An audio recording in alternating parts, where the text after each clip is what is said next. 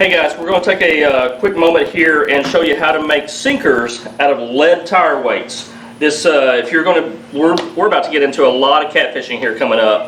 In fact, we got a nice little surprise that we'll show you on a later video to concentrate on catfishing in the future. We're excited about that, but we already know from experience we're going to be losing a lot of heavy sinkers because where the big catfish live is in big, heavy structure, a lot of deadfalls, a lot of standing timber, a lot of down log structure like that. And so we're going to be breaking off a whole bunch, and that would be very costly to us if we didn't figure out a way to minimize that cost. So we're going to show you how to take lead tire weights and convert them into sinkers. So it's going to save you a ton of money coming up. So stick around. I think you'll like this one. We'll get a lot out of it. We're going to show you all the do's and don'ts.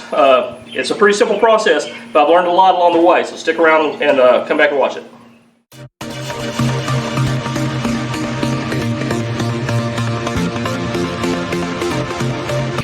Okay guys, let's go over your material list here. First thing you need to get is, this is a hot pot tube. In fact, we'll go ahead and plug it up right now and let it start heating up so we can work with it and create this video. So literally you just plug it in, it has no controls, no temperature gauge, it just heats up to its own temperature. It takes 600 degree lead melts at 600 degrees Fahrenheit. So we can go ahead and drop a couple of those in there, but a hot pot 2 is roughly about $49.95. Then you need a series of sinker molds. I have two different ones here. I have this is called a bank sinker mold. You'll see this style right here. That's what that produces. And then I really use a lot of these no-roll sinkers. They're flat sinkers. You'll see them in big tackle stores like Bass Pro Shops and Cabela's. This mold comes with 3 of these pins, and you insert this pin in here, and the lead goes around and it hardens around it and leaves that hole right there all the way through, and that's what you run your line through. And then the concept is that sinker will lay flat on the bottom of the river. The current will go over it and it won't sit there and roll down. A lot of catfishermen really love that mold, but it comes with 3 pins. You can buy an extra dozen for $5. These molds are $34.95 a piece, so $34.95 for that one, $34.95. So, and then you got your hot pot 2 here, which is about, like I said, $50. So if you just buy one mold and a hot pot, you're looking at about $80. This 5-ounce sinker right here, for 10 of those costs $8. So you can buy 10 for $8. And so roughly, when you make 100 of these, you have got your money back. From there on, everything else out of that is free. You're saving yourself a ton. If you do a lot of fishing in heavy cover, it won't take long to lose 100 sinkers, trust me. And so from then on, if you find a good source for these tire weights, and you can go to different places, mechanic stores, things like that, and pick up some tire weights. Now, so those are the basics. You need your tire weights. I like working at about waist level, and we cover this cardboard. The nice thing is, if you spill any like this right here, it just flakes off. Look at that. So that's kind of nice here. You can just drop it right back in your pot. You need 2 good pairs of wire cutters or pliers, wire pliers, and then 1 nice pair of side cutters. I recommend some safety glasses. Again, molten lead is 600 degrees Fahrenheit. You don't want to splash that or get it, it's one thing to burn your arm or skin or clothing. It's another thing if it pops up in your eye. So definitely get you some safety glasses. And then a cheap pair of welding gloves. Got these at Harbor Freight for about, they were less than $10. Honestly, I don't wear them much, but I've kind of done this enough now that I kind of feel comfortable without them. But again, less than $10, you're fully protected. Eyeglasses. And then I went through several different types of a release agent for my pen. I've settled on this. This is PAM, Easy Cleanup Spray, no bake stuff. And it does a real good job of allowing me to pull that pin out. And then I like to dump all my slag and all my unclean stuff, the pins from the tire weights. You'll notice that all these tire weights have a steel clip. We'll show you how that works out. It just floats up to the top when the lead melts. Then I can scoop it out with an old spoon. Get you a spoon that you're not ever going to use again, and you can scoop the excess out. And then this will fill up pretty quickly, actually, as you start going along. And then I dump it into an extra 5-gallon pail there. So I've got one 5-gallon pail full of tire weights, another 5-gallon that all my junk is going into, and so I don't have to go back and forth too much. I keep this right here at the side, and I can scoop out and fill this up. And when that gets full, I dump it out. So that's the bare necessities. Again, not a whole lot of investment, less than $100. And again, once you make 100 weights, 100 sinkers, you're free and clear from there. Everything else is pure money saving profit. So let's show you how it works. Okay guys, we're back, and as you can see, the lead weights the tire weights that we've dropped in there have melted down. A couple things I want to mention to you right now. If you have a fan, I did not choose on this video to run one because I didn't want to have to talk over it. I want you to be able to hear and see without all that excessive noise in the background. If you have a fan, it's a great idea. If nothing else, do this in a very well ventilated area. You'll notice I'm in my garage. I have both garage doors up. We have airflow coming through, and you don't want to just stand right over it and breathe this stuff in. Lead is very toxic, especially these old tire weights that have been running for 50, 60,000 miles before an oil or a tire change or something like that, and gotten completely dirty. But let's let Gabe let you focus in on here and show you what this looks like. This was about 5 or 6 tire weights here. What I'm going to do is, what's left here is just those old clips, and I'm going to kind of lean it up against one of the sides and get most of the lead to flow out of here. I'm going to move this to the other side of this cord so I don't have to worry about that. But you can actually dip this out. What you're looking for is that lead kind of looks like, as you stir it up, that lead looks kind of like the old mercury that used to be in thermometers when we were growing up as kids and we used to break and play with in elementary school. Maybe that's what's wrong with us. Notice this weight right here did not melt. That's because this weight is not lead. And here's a good example. If you take your side cutters here, now obviously you can kind of look at this, but watch how easily this cuts. See that? I cut it with my hand without much pressure at all. That's obviously a lead weight. The problem with getting a lot of these weights from a tire manufacturer or a tire repair store is a lot of these are not lead anymore. Now that one was. So I'll go ahead and drop it in here. Let me grab a couple out of this 5-gallon bucket here, because I found that a lot of them, see, I can't even put a dent in that. That one is not lead, okay? So it goes in the scrap bucket. But if you can grab your side cutters, see, that one's not lead. That one is. See that dent I put in it? It's not a very soft lead, and it's probably got a lot of impurities in it. I'll go ahead and melt it, and those impurities will float to the top, and we'll scrape them out. See that one's even, it's probably about the same. It's going to take a lot of melting, and that one, but see this one, I couldn't even dent it. So again, that one's going in the scrap pile. So you can use your scrap, you can either drop them in, and if they won't melt, scoop them out, or you can use your side cutters to tell ahead of time if they're lead or not. But you can see how easy it is now just to scoop this out, dump it into there. The clips obviously are steel or something like that. They're going to float to the top. But then what I do is I kind of scrape this off to the side, get that slag out, okay? And then what you want to do is you need to preheat this mold. So we'll make the no-roll molds here that require the pin to show you how that does.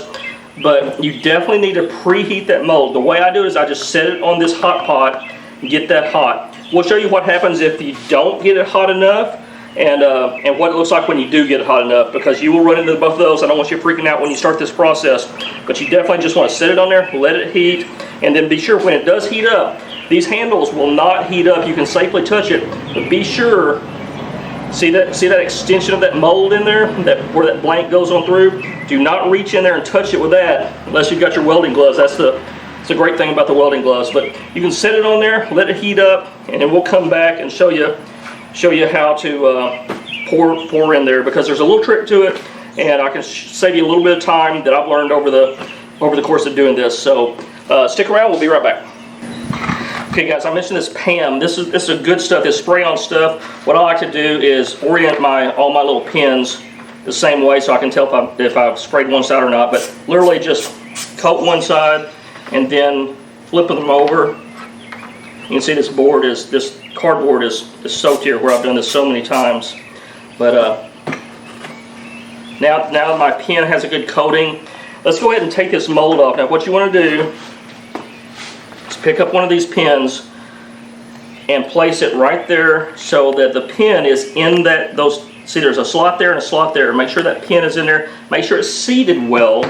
You can tell if it seats well if that mold will close, if those two halves will close perfectly, okay?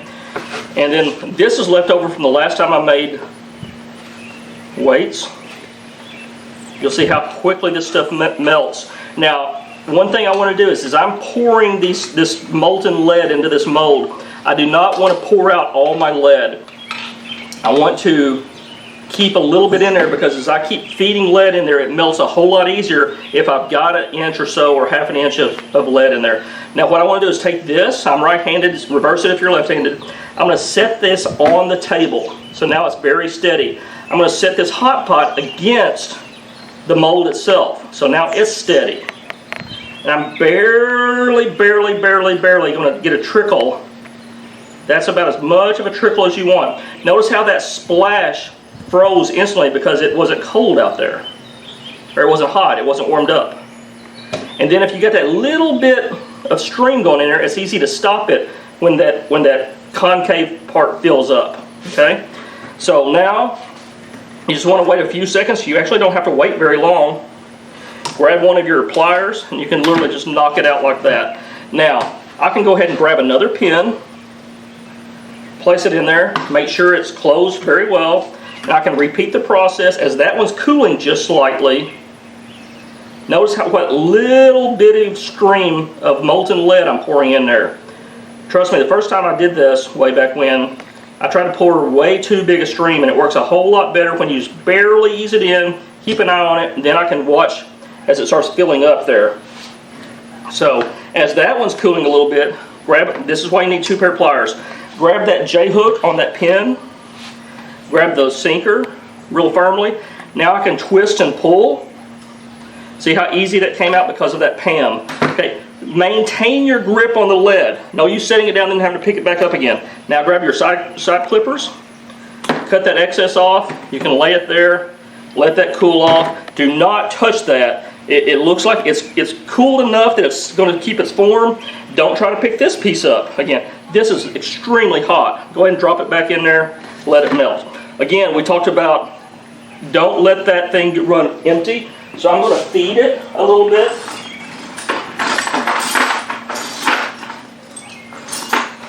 And what I'm doing is I'm just kind of I'm looking through here finding what I think is pure lead. Some of them, that one's probably not. If it doesn't melt, we'll scoop it out here in a second. But again, I'm just going to feed it, let it keep melting as I'm working here. Now I can pick this up, knock it out. Again, grab your pliers, grab the J-hook, grab your second pair of pliers, grab the sinker itself real firm, twist, and pull.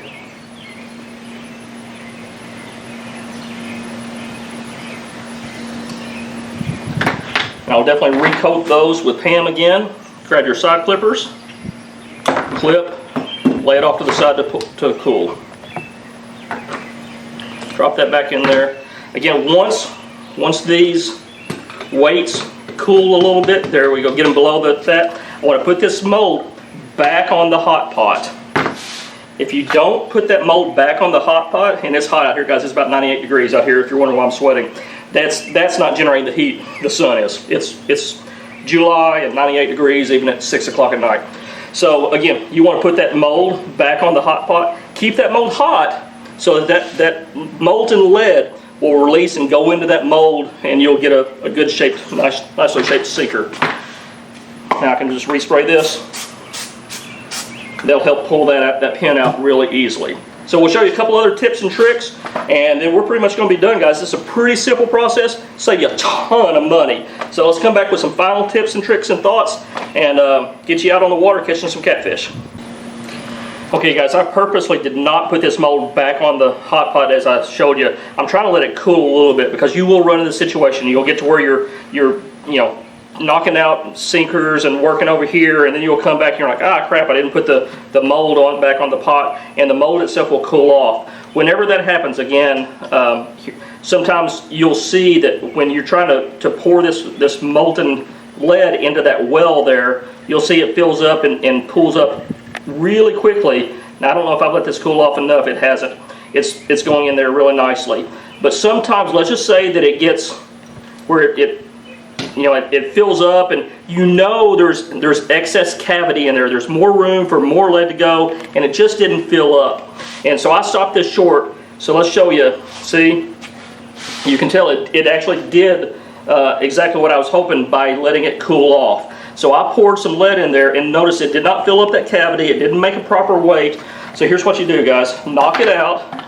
Anything that's on there, literally, if you tap it, will just fall right off that. So you got this excess weight here that didn't turn out the way you want it to, dump it back in there. Pick it up with the pliers, dump it back in there. Now this time, go ahead and set your mold on there. Get that mold to temperature. It'll start producing good weights again, as we were doing previously. So that's a workaround, or that's the fix. When your mold isn't hot enough, that's what it will look like. You'll run into problems. That little hole will fill up really too quickly because the lead just flash freezes on it instantly, and it will not get down in the cavity of the mold itself, and that's what it'll look like. So just open it up, tap the lead out, put it back in there, remelt it, and get your sinker mold hot enough so that the next time you do it, it'll form a proper sinker like that.